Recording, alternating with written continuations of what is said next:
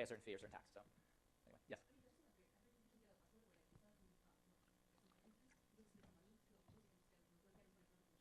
Yeah, I think it's pretty widespread, these kinds of issues that people have to deal with in many realms of life. And it happens in the US too. It's not that there's no corruption here, there's also corruption here. But maybe it's more widespread elsewhere. Yeah. Yeah.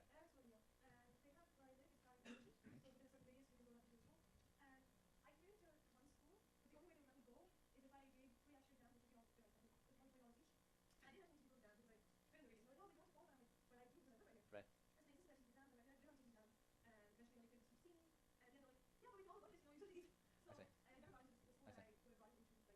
I see. They were adding sort of red tape, these other requirements, and yeah, right. Sure. Right. Yeah. Right. Sure. That happens in U.S. private schools too. my son is in public school, but I hear about it.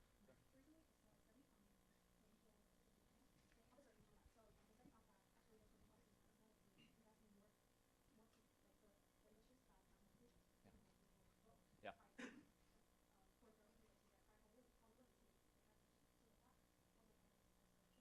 You know, it's interesting. In the Chinese case, there's been so much discussion. There's been a lot of research papers on the sort of promotion incentives of government officials. And exactly what you said, there's been such an emphasis on local economic growth as a driver of promotion that officials have put very little weight on environmental issues. Even though legally, in terms of national law, there is supposed to be quite a bit of regulation around pollution. So you might see that as corruption because people are abusing their public office to gain promotion. So I think it might fit this definition of corruption. It's also clearly, there's very weak legal enforcement in that sense. I mean, there's almost some complicity between that official and other officials to let them get away with that. Because my sense is there's very rarely are there big crackdowns on pollution. Occasionally a few high-profile ones, but most are basically systematically ignored. So yeah.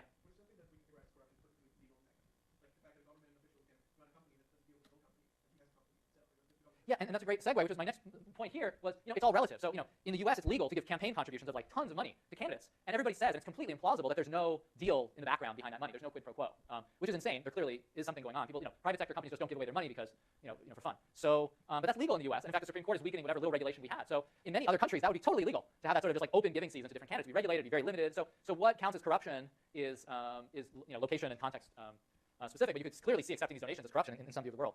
Now, one thing that's very important in dealing with corruption is the fact that our measures of it aren't that great in general.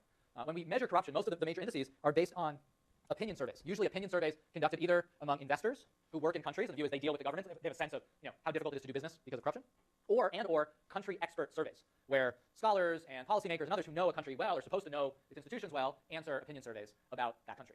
And that's typically what goes into these indices of corruption, but you can see right away why that might be problematic. Perceptions are not always reality. So there's certainly cases where there might be a lot of corruption in an economy that is, say, doing really poorly, zero growth, and people may say, look, there's tons of corruption, the economy's doing poorly, these must be related. There may be other cases where there's objectively the exact same amount of corruption, but an economy that's growing rapidly, and maybe these investors filling out the surveys might say, corruption isn't that bad, we're making money, the economy's growing. There may be literally the exact same amount of corruption, but they may kind of perceive it differently or feel differently about it in a survey if they're able to still make money somehow within that system. So it's a bit tricky to interpret this data, and unlike lots of the other data we have, we can't just run an easy survey. I can't just survey local government officials and say, how much did you receive in bribes today? How much did you receive in bribes yesterday? I'd be like kicked out of that office very quickly. That doesn't happen. You can't do that. The way people actually collect survey data now, which is a little different than these investor surveys, is they ask local business people how much corruption they face, but they do it in a roundabout way. So a lot of surveys now say, imagine a firm pretty much exactly the same size as your firm. It's not your firm, but exactly the same size as your firm in this city, in your sector, with experiences very similar to your firm's experiences.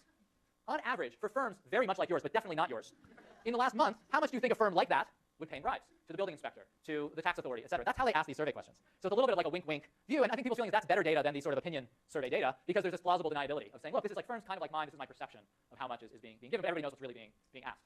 So that's one way forward. But still, I'm going to list some of the key questions in this research area, and we're going to tackle a couple of them in the next few lectures.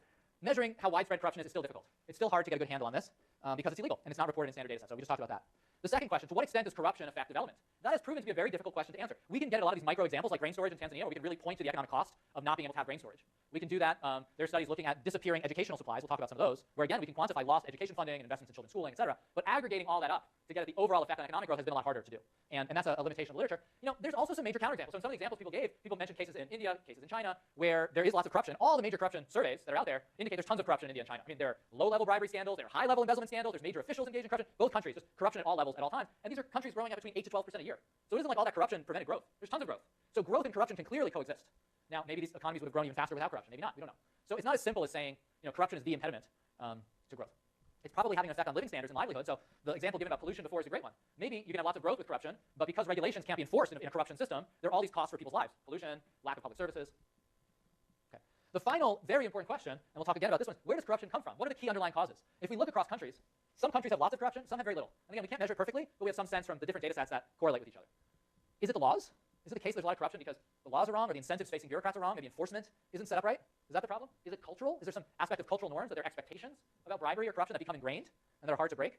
I think what's striking in looking across countries is you see so much variation, even among countries that have similar laws, that seem at surface to have similar cultural heritages, and somehow there are big differences in corruption. Yeah. I think, first of all, from a legal point of view, giving a bribe may be illegal, and in general, when we collect surveys, we're very hesitant. Sometimes we can do it, but we're very hesitant to ask questions where people admit lawbreaking to us. There may be reporting issues that we face. If the government knows we're collecting data on criminal activity, they may want to seize the data or get access to the data. So there's certain types of sorts of sensitive topics you might have to clear with the government. The government may not want you collecting data on criminal activity, for instance. And firms might say this, like, okay, there's 99% chance this is fine. I'll answer the survey. This researcher from somewhere will use the data. But there's a 1% chance the government will get their hands on the data, and I'll be like punished for admitting to paying bribes. So it makes it a little tricky, and that's why they craft these questions in these very kind of funny ways where there's deniability. Like, oh no, it's not me. It's definitely not me. I never paid a bribe. I just know people who do. My cousin pays a bribe. Okay. So this is a very important question. Why does this matter? If we do think corruption matters for development or for living standards, and we want to do something about reducing corruption, we have to know what the causes are. We have to know where it comes from, or else we don't know how to craft policy to deal with it. So there's a lot of interest in this question. So I want to talk about one attempt to try to deal with corruption and try to implement a change like this in an African country, in Sierra Leone. So there's been a program the last 3 or 4 years in Sierra Leone called the Attitudinal and Behavioral Change. It's actually a cabinet ministry. So there's basically like a secretary for attitudinal and behavioral change. And this was launched under President Kuroma, who's been president for like the last 6 years. And its goal is to change norms about following the rules, indiscipline, corruption, and tardiness. Not my words, not my word choice. So this was their goal, to say, Sierra Leone, we want to change these norms, and the government is going to take the lead. So if you go to Freetown, you see billboards telling people, don't be corrupt, don't break the rules. You see billboards saying, show up on time. On radio and on TV, the president and cabinet ministers make speeches about all these topics. And last year, they developed an education, sort of citizenship education curriculum and textbooks to roll out to schools around the country to try to emphasize following the rules, national pride, lack of corruption, tolerance, like everything good under the sun. There's like 15 things they're trying to promote, but they're trying to change norms about what is acceptable behavior. Now, why is this potential? And so this is just an article, and you'll see this when I post it. I don't expect you guys to be able to read it, but it says ABC Secretariat storms Waterloo schools. That's a town, Waterloo in Sierra Leone. And basically, the secretary went to 3 schools and goes on. And actually, one of the neat things here is Barack Obama school, so that's kind of cool. They basically took time to explain the importance of the different parts of government, talk about governance, education, discipline, all these kinds of things. Okay, this is an active effort. Government officials are taking their time, they're printing books, they're using resources to try to shape attitudes with the hope that they're going to change national culture. This is very ambitious. So this is what President Kuroma said when he launched it. Knowing what we inherited from our colonial masters, having gone through post-independence trauma, where there was a dictatorship that was very dysfunctional, having tasted the bitterness of war, Sierra Leone had a terrible civil war for a decade, with tens of thousands killed, I'm fundamentally convinced what we need for this nation to rise up is a change of attitudes and behaviors. It's kind of saying that culture and norms are at the center of development somehow. It's pretty interesting. It's not what we usually think of as a development intervention. We think, let's build a road, let's build a school. Electrification. He's saying none of that's going to work if we don't change attitudes. If there's a culture of corruption, we can spend all the money we want on roads. If it's all stolen, nothing's going to happen. We need both. We need sort of financial resources, and we need these cultural resources we can call on to have better outcomes. It's kind of tempting to be interested in this. So how successful are these efforts likely to be at changing culture, and in particular at rooting out corruption? Or would it be better to put all this effort and money into better legal enforcement, like investigating corrupt government officials, like many officials of President Kuroma's own cabinet who have had major corruption scandals over the last 3 or 4 years? And that will bring us to our next clicker question. What would be most effective at reducing corruption? Changing cultural attitudes, such as through this program, greater legal enforcement, auditing, investigating government officials. Another thing I haven't talked about, but that's in the policy debate, higher salaries for government officials. Maybe if you pay government officials more, they'll feel more hesitant. Oh, everybody's leaving. Okay, we'll still be here. Maybe giving them more to lose for losing their job. So maybe if you give people a higher salary, they'll think twice about taking a bribe, because if they're caught, they'll lose a high salary. Is it maybe all of the above? Or actually do you think none of this is going to make much of a difference? Is it just too deeply ingrained or hard to deal with? Talk to your neighbors maybe on this one.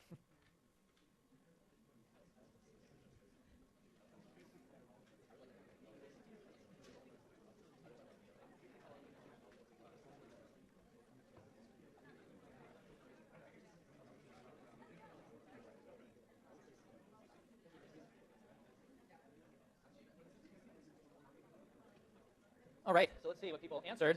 So this is pretty good. We have a really big spread. Some of the optimists here think cultural change is going to be pretty powerful. Other folks think we need more enforcement. Others think higher salaries could be useful. This is often discussed in policy debates.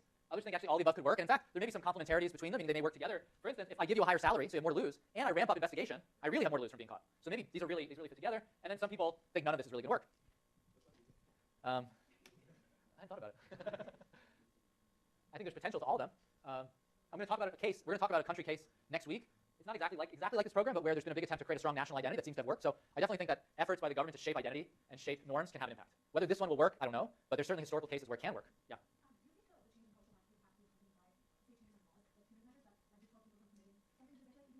Yeah. Yeah. There's a huge debate about what really leads to sort of law-abiding behavior. And I think the consensus among most legal scholars is the vast majority of law-abiding behavior is due to norms, not laws. Now, where those norms come from is another debate. And there's some scholars who say you need the laws first because the laws kind of establish the norms. And then over time, the kind of non-legal norms get set. And then at some point, you don't even need the laws anymore because people sort of follow the norms. So again, I grew up in the New York area. When I first moved to California, like a stoplight, like walk, don't walk, was like, are you kidding me? Like I literally would never even hesitate. I mean, not even for a second. And now I've been here for 14 years, and I was just in New York last week for a couple days, and there was a stoplight, it said red, don't walk, 15 people are crossing, and I was there, and I would have thought of myself in the most despair, worst terms. I would have used terrible curse words to describe myself 15 years ago, and I was there standing, waiting for the light to say walk so I could follow the rule. And that's because in California, people actually wait at stoplights much more than they do on the East Coast. So I've adopted these norms. I've been surrounded by people who follow the norms, and now I've internalized the norms. So there's something about being in an environment for a time that changes your views about right and wrong, and then I go back to where I'm from, and so now I'm still hesitating to. I'm sure in 2 days, I would, in 10 seconds, in 2 minutes, the next street I would be crossing the street. But for a second, I hesitated. So I think there's a lot of debate about where these things come from, and I think there's a consensus that norms and laws reinforce each other. And you may have sort of equilibria where norms and laws really reinforce each other for good or for bad. And breaking out of that equilibrium is hard because if the norms are really counter to the laws, it's going to be hard to change behavior, vice versa. Yeah.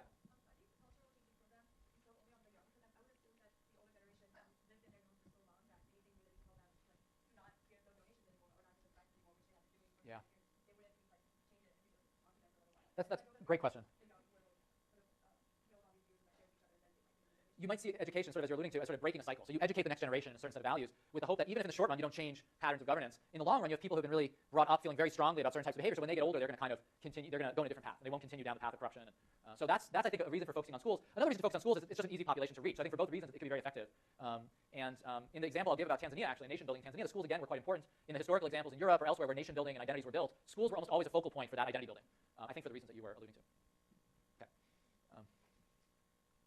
Okay, so how can we disentangle norms and laws? I mean, some of you are on the side that maybe this cultural change will work, others thought only laws would work, maybe you need the combination. This is a very difficult identification problem, as we would call it in econometrics, meaning there are multiple causes or factors that may be leading to an outcome, and disentangling them is hard precisely because of this equilibrium phenomenon that I was talking about. Maybe places that have sort of very good legal enforcement also have certain norms, and vice versa. How can we kind of figure out which of these is most important? And the first sort of tool we would reach for would be to say, well, maybe we need to do some randomized experiments or other types of evaluations, but maybe it's hard to do experiments on culture. Maybe it's hard to kind of do experiments on social norms. There's some attempts now, there's some new studies that are trying to change values experimentally, but that seems difficult to do. Cultural norms are ingrained, they're ingrained in a social system, they come from communities' history, they're not something that is necessarily easy to manipulate, especially by outsiders. But I want to talk about a real-world case, again, a natural experiment that allows us to disentangle norms and legal enforcement in reality. And this is going to take us back to New York. This is what we discuss in Chapter 4 of the Economic Gangsters book, which is a discussion of parking violations by diplomats. Again, if you haven't read the chapter, you'll be like, what's he talking about? But what's interesting about diplomats is they have diplomatic immunity. So they're a population that is not subject to legal enforcement. So what we can do is sort of study what behavior looks like in the absence of legal enforcement. So again, we've got norms and legal enforcement. For this population, we just lift away legal enforcement, and we see what non-legal norms, what cultural norms, social norms, do on their own for this population. So that's really the idea behind this approach. The nice thing about this natural experiment is we've got thousands of diplomats in New York working at the United Nations missions, including the woman who wouldn't give me a passport, and all pretty much in Midtown Manhattan, 149 countries. And they, the aspect of legal enforcement that was relevant for them, and this is very famous in the sort of New York media and the international media as well, is they were notorious for parking illegally. And again, growing up, I remember you just drive down the streets and see double park UN plates, cars parked in front of hydrants with diplomatic plates, blocking driveways, overstaying the meter. But basically, the city of New York couldn't really do much. What the city of New York did to try to get some publicity around the problem is they started issuing tickets. When I was a kid, they didn't even issue tickets to these guys. They could do whatever they wanted. Under Mayor Giuliani, they started issuing tickets to them just to keep track so they could kind of publicize how many violations there were. And that's the data we got our hands on for this analysis. So we know exactly where all the violations were taking place, and but the diplomats didn't have to pay tickets. And it fits the definition of corruption really well. These diplomats have a public office, a public role. They're officials. That gives them diplomatic immunity. And by parking illegally, they're clearly abusing that power. It's an abuse of power as much as anything else. Yeah.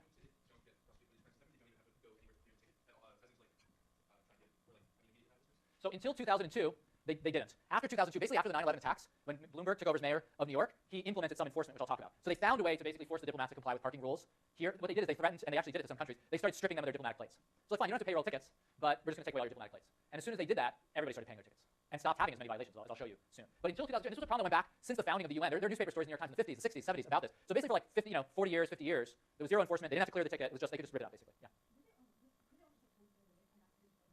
Yeah, in the 60s, one